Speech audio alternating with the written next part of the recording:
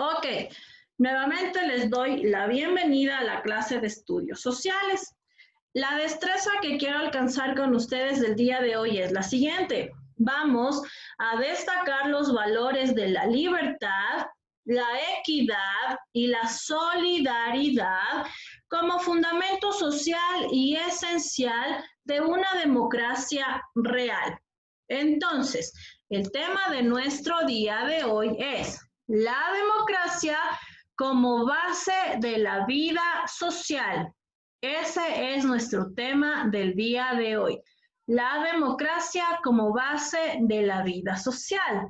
Y para poder empezar con este tema, ustedes se preguntarán, ¿qué es la democracia? Y nosotros podemos decir que la democracia viene de dos vocablos griegos, demos, que significa pueblo, y kratos, que significa poder. Pues bien, vamos a poner aquí en nuestro pizarrón. Demos, pueblo, y kratos, poder. Si nosotros unificamos estos dos principios, decimos que la democracia es el poder del pueblo. De tal manera que se preguntarán, ¿pero cómo es que el pueblo tiene poder? Pues de esta manera nosotros vamos a decir que el pueblo tiene muchísimas atribuciones en cuanto a la toma de decisiones de nuestro país. Recordemos que a lo largo de las unidades anteriores nosotros hemos venido estudiando lo que tiene que ver con los modelos de gobierno. Hemos visto modelos de gobierno monárquicos. ¿Qué quiere decir la monarquía? Que son prácticamente personas que centran todo el poder en un solo individuo. Los reyes, los emperadores, los faraones, es decir, centran todo el poder en ellos. Ellos crean leyes, ellos aplican leyes, ellos sancionan, ellos recaudan impuestos, es decir, todo el beneficio es para sí mismos. De tal manera que también nosotros hemos hablado de las formas de gobierno oligárquicas. ¿Y qué es una oligarquía? Es cuando el poder cae en manos del ejército prácticamente, ¿verdad? Las cúpulas del ejército toman la posta del poder y como ellos tienen las armas de represión, lo que hacen es no permitir que el pueblo se pueda expresar con libertad. Hemos hablado también, por ejemplo, de los autoritarismos o de las dictaduras. ¿Qué es una dictadura? Cuando una persona asume la responsabilidad de poder y esa persona prácticamente no permite que nadie se contraponga a lo que él dice. Lo que él dice, eso se hace y esa es la última palabra. Y si alguien se atreve a contradecir lo que él dice, automáticamente muerte, cárcel, cualquier tipo de represión. Y la democracia, que es una forma de gobierno representativa, es decir, nosotros tenemos sí nuestros representantes, el presidente, el vicepresidente, los asambleístas, los concejales, los alcaldes, entre otros, pero estos representantes son electos por el pueblo, es decir, el pueblo tiene toda la capacidad de poder tomar decisiones en cuanto a la vida de su nación, a la vida del país. Y de esta manera nosotros vamos a decir que existen condiciones para que haya democracia. ¿Y qué son estas condiciones que nos presenta para que haya democracia? Mire, nosotros podemos decir que la democracia es una forma de gobierno en la que la autoridad es elegida por la ciudadanía. ¿Para qué?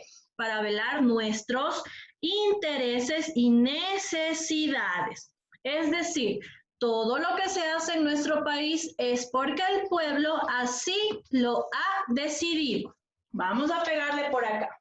Mire, y para que esto se lleve a cabo, es importante que las personas puedan sufragar. La primera condición es el sufragio electoral. Sufragio electoral. ¿Y qué es el sufragio electoral? Pues el sufragio electoral prácticamente es la actividad que los seres humanos realizamos para poder elegir a nuestros representantes. Nosotros ya sabemos, pero les vuelvo nuevamente a repetir, en nuestro país tenemos los ciudadanos activos y los ciudadanos pasivos. Los ciudadanos activos somos todos aquellos que tenemos la mayoría de edad, es decir, que tenemos de 18 a 64 años de edad y que tenemos la obligación de cumplir la ley en su totalidad. Y también existen los ciudadanos pasivos, y los ciudadanos pasivos son todos aquellos que tengan de 0 a 17 años o de 65 años en adelante y que obviamente tienen muchísimos beneficios de parte de la ley. Entonces, ciudadanos activos, una de las mejores prácticas de la democracia es el sufragio electoral, es tener la capacidad de poder elegir a nuestras autoridades. Otra es que podamos tener como base una constitución. Vamos a poner acá una constitución. ¿Y qué tiene que ver la constitución en todo esto? Pues la constitución es la carta magna, la ley máxima con la que se regula la vida del pueblo. En este caso nosotros podemos decir que nuestra actual constitución, que fue firmada en el año 2008 en la ciudad de Montecristi y aprobada por todos los ciudadanos, es aquella ley que nos norma y que nos indica a nosotros qué podemos hacer, qué no podemos hacer y cuál es la sanción que tendremos si nos vamos en contra de esta normativa. Recordemos que otra práctica de la democracia es el referéndum. Vamos a ponerles por acá, referéndum. ¿Y qué es el referéndum? El referéndum, en cambio, es la opinión del pueblo en las urnas. Yo les había dicho a ustedes, para elaborar una constitución puede hacerlo el presidente, puede hacer los asambleístas reunidos, pueden hacer diferentes organizaciones representativas de los pueblos, pueden estar comunidades, representantes de comunidades indígenas, afros, qué sé yo, tal vez sindicatos de algunos grupos de trabajadores, elaborar la constitución que beneficia a todo el pueblo, pero una vez que esta constitución está elaborada, ¿quién le da el sí? Nosotros somos llamados a un referéndum donde nos preguntan, ¿quiere que entre en vigencia la nueva constitución? ¿Sí o no? Si la mayoría dice que sí, pues entrará en vigencia, y si la mayoría dice que no, así esa constitución esté bien bonita, bella, hermosa, preciosa, no entra en vigencia, porque el pueblo tenemos la capacidad de tomar decisiones. Otra también es, por ejemplo, los poderes del Estado. Vamos a poner por acá los poderes del Estado. Los poderes del Estado. ¿Y por qué los poderes del Estado? Porque este tipo de poderes o de funciones no permiten que el poder se centre en una sola persona. Es decir, existe poder ejecutivo, legislativo, judicial, de transparencia y control social y participación ciudadana, y el electoral. Son 5 poderes que nosotros manejamos en la actualidad. El presidente lo que tiene que hacer es manejar el país y el presupuesto general del Estado. Los asambleístas lo que tienen que hacer es aprobar este manejo de los recursos del Estado. También tienen ellos que elaborar leyes en representación del pueblo porque han sido electos por el pueblo. La función judicial que hace, aplica las leyes y sanciones en caso de que éstas sean vulneradas.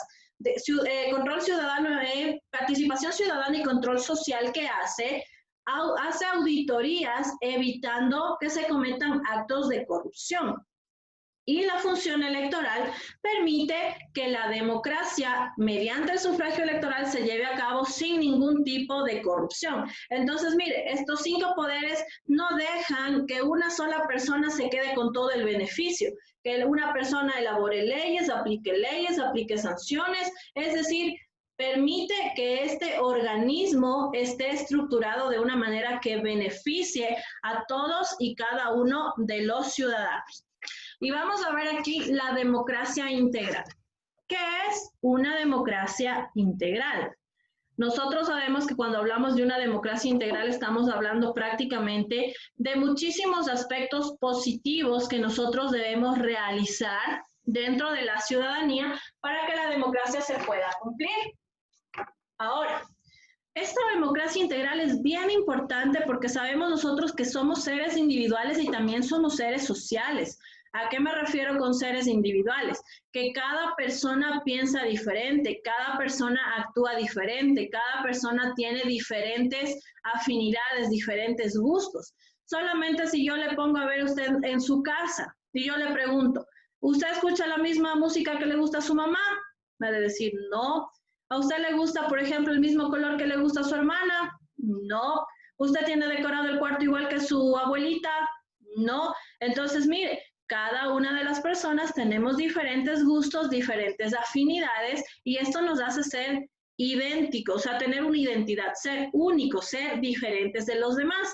Pero los seres humanos, así como somos individuales, también somos sociales.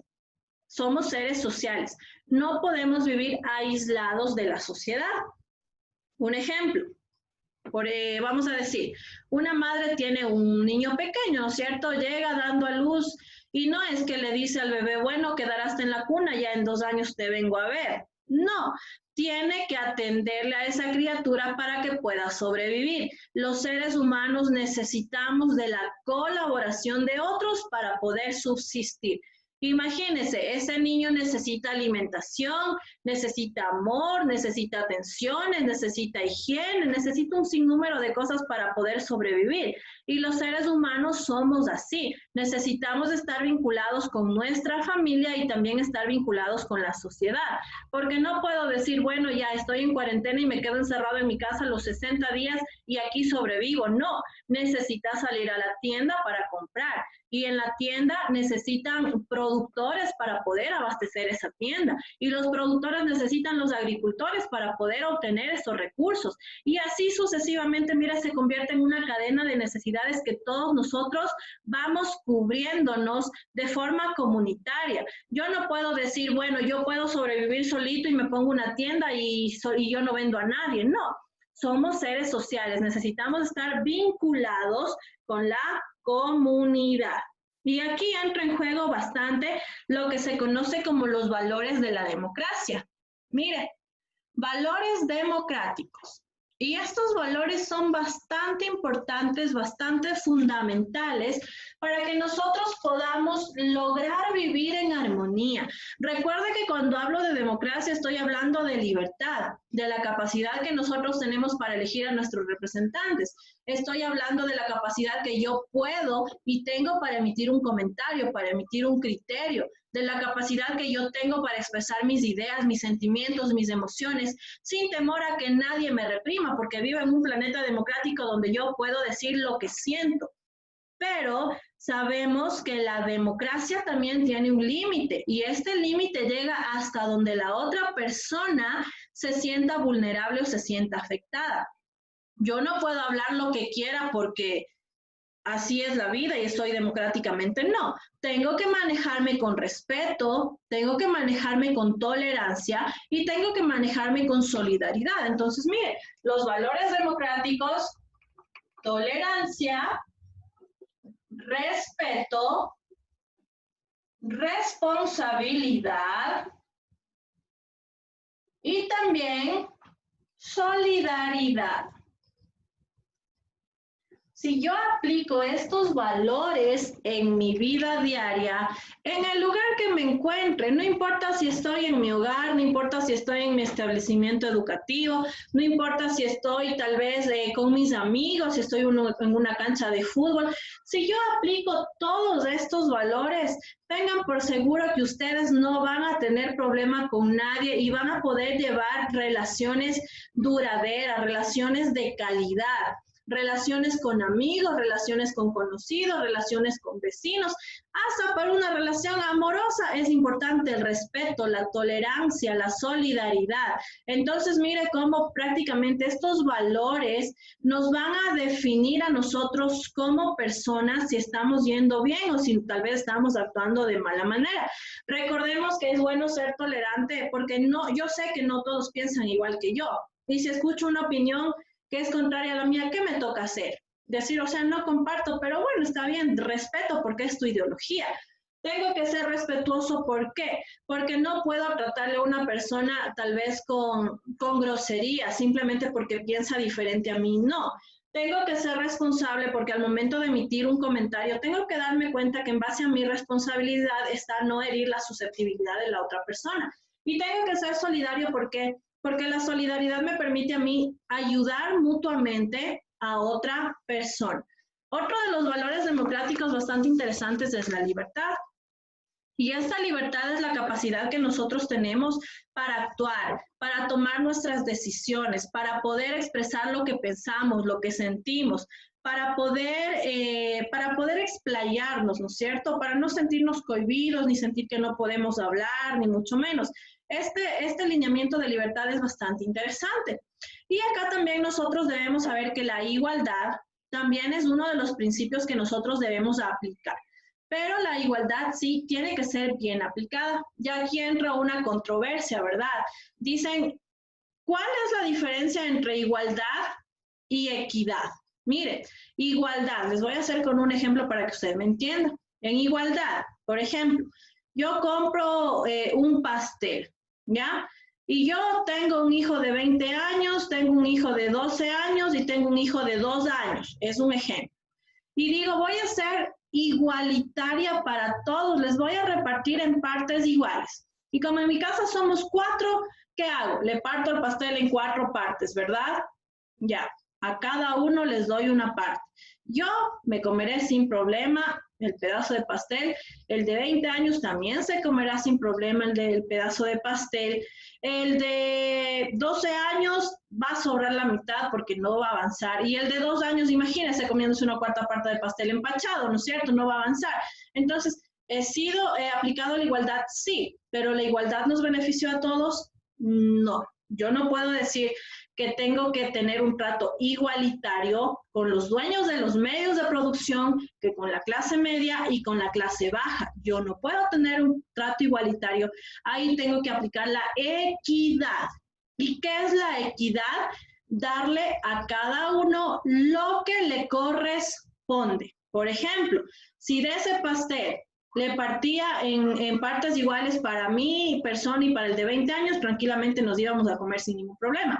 Yo sé que el de 12 años come menos, tendría que darle una rebanada más pequeña, porque con eso él va a satisfacer sus necesidades. Y al más chiquitito tenía que darle un pedacito conforme a lo que él va a alimentarse. ¿He sido equitativa? Sí. ¿Pude satisfacer las necesidades de ellos? Sí. Pero mire qué es lo que sucede. Prácticamente nosotros podemos decir que los dueños de los medios de producción se llevan el pedazo de pastel más grande, logran satisfacer sus necesidades. Sí, los dueños de los medios de producción son como el niño de 2 años, porque son prácticamente grupos muy reducidos. ¿Y qué pasa con el niño de 2 años? Se come un poquito y le sobra un montón. ¿Y ese montón qué hace? Sigue satisfaciendo sus necesidades. ¿Y qué pasa? Los pobres son prácticamente como los adultos que posiblemente cogieron el pedazo de pastel, sí se alimentaron, pero posiblemente les faltó. Y cuando ya les faltó no tienen más que hacer.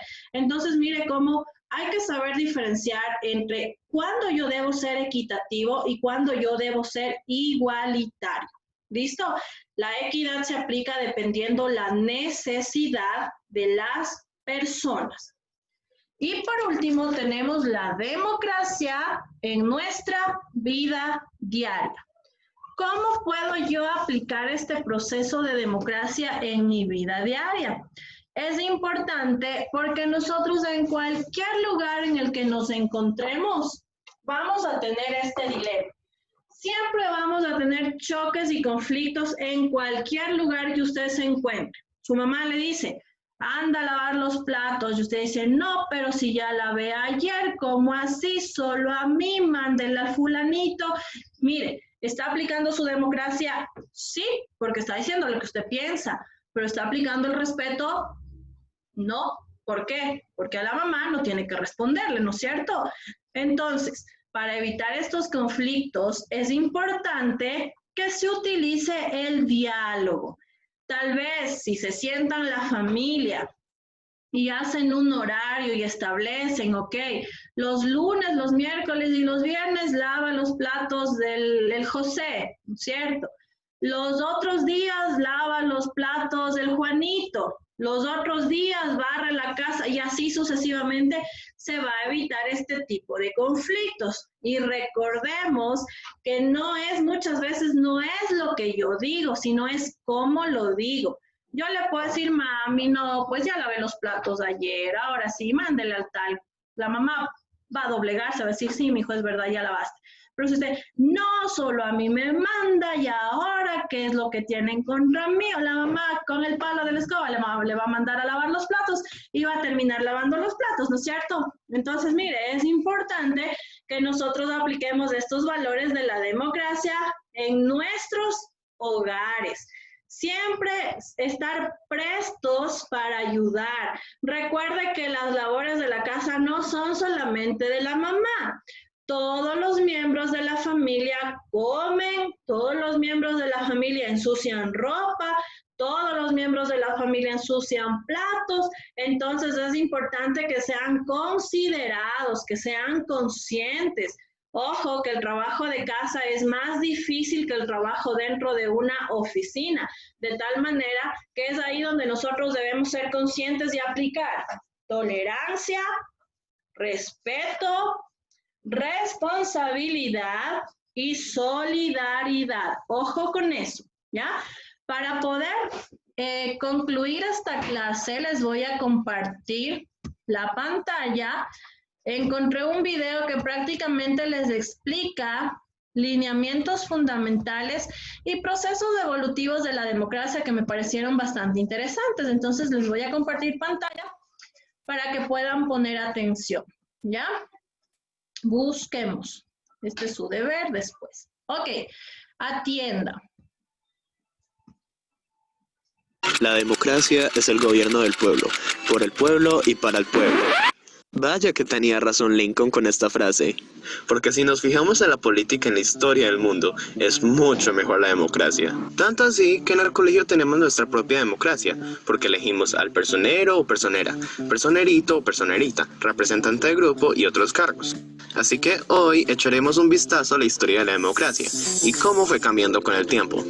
Retrocediendo la línea del tiempo a muchos años atrás, bueno, no tantos, llegamos a la antigua Grecia, en 1200 a.C., el paraíso del conocimiento, la filosofía y los que nos hacen la vida imposible con las matemáticas. Pero bueno, aquí nace la primera democracia de la historia, o por lo menos la primera democracia documentada. Esta democracia se llamaba la democracia ateniense, porque nació en la ciudad o polis llamada Atenas. Aquí la gente, el pueblo, elegía a sus gobernantes, y el pueblo eran los que mandaban a sus líderes, sobre todo en una reunión que se hacía entre todo el pueblo, llamada asamblea. En la asamblea realmente estaba la verdadera democracia, que viene de la palabra demos de pueblo y kratos de poder, significando el poder del pueblo. La gente podía elegir a sus gobernantes y tener su propia opinión, y no solo eso, las personas siempre estaban interesadas en la política, para poder de que no le robaran la plata y no hicieran ninguna decisión sin haberle preguntado al pueblo. Esta era una democracia muy justa, casi que se podría decir que era paradisíaca. Pero todo tenía su lado malo, y es que las mujeres no podían participar. Pero, a pesar de esto, la democracia ateniense era bastante buena. Cuando todo iba como viento en popa, llegó el Imperio Romano en 753 a.C. y le dio una patada a la democracia ateniense y creó su propia forma de gobernar. Realmente tuvieron 3 formas de gobernar distintas, pero entre las 3 formas de gobierno, un grupo de personas nunca se bajó del poder o dejó de mandar: el Senado. Las personas que estaban en el Senado eran la élite o las familias ricas. Ellos tenían mucho poder y eran el grupo más top de todos. Pero el Senado se peleaba mucho con el pueblo, porque el Senado era muy vida buena. Y el pueblo le tocaba muy duro. El Senado eran personas de familias ricas que se reunían y se juntaban para tomar decisiones. Entonces el poder no estaba en una sola persona, sino que en varias, para poder de que haya muchas opiniones y distintos puntos de vista. Fue tan importante el Senado en Roma que en Colombia tenemos nuestro Senado. El problema de Roma es que, bueno, el poder estaba en el pueblo, pero no todo el pueblo. Solamente las personas del pueblo que tengan plata para comprarse un Lamborghini y un iPhone XR. Luego, moviéndonos años y años después, llegamos a la Edad Media en 476 después de Cristo. En la Edad Media todo cambió. Ya no hay democracia o poder de pueblo o algo. Ahora solamente una persona mandaba y era el rey. Cuando el rey fallecía, la corona pasaba a su hijo mayor y se volvía rey. La gente, el pueblo. No tenía derecho o voto de nada. Todo dependía del rey. Estaban fregados por completo. Y la vida siguió sin democracia por 1000 años. 1000 años sin tener voz ni voto de nada. Hasta que en 1789, en Francia, todo cambió. El pueblo se estaba muriendo de hambre y no estaban felices con su rey. Entonces se tomaron las calles de París reclamando justicia y libertad. Tomaron a la fuerza la Bastilla, una prisión importante, y crearon los derechos del hombre. Y, lo más importante, echaron al rey del poder. 3 doritos después de haber echado al rey, crearon la república. Y al final, después de mucho tiempo, eligieron la democracia para elegir a su gobierno. Y así el pueblo podía participar. Y ya que conocemos a grandes rasgos la historia de toda la democracia, y para ti, ¿qué es democracia? Ok, listo. Hemos ya observado el video. Voy a pausarle, que ya se me puso este otro video. Vamos a pausarle. Y después de haber visto este video, les voy a compartir la pantalla. Su debercito es una sopa de letras, que está bastante sencillo, no es complicado. Por eso le ya, acá está la sopita de letras, tome la captura de pantalla. Ese es el deber que usted lleva el día de hoy para el día viernes, ya sabe. Todos los deberes que envío el día miércoles se los recoge el día viernes. Entonces, mire, ahí está. Tome la captura de pantalla. Hasta aquí nosotros llegamos con el tema del día de hoy. Y cualquier duda, por favor, ya les voy a habilitar sus micrófonos.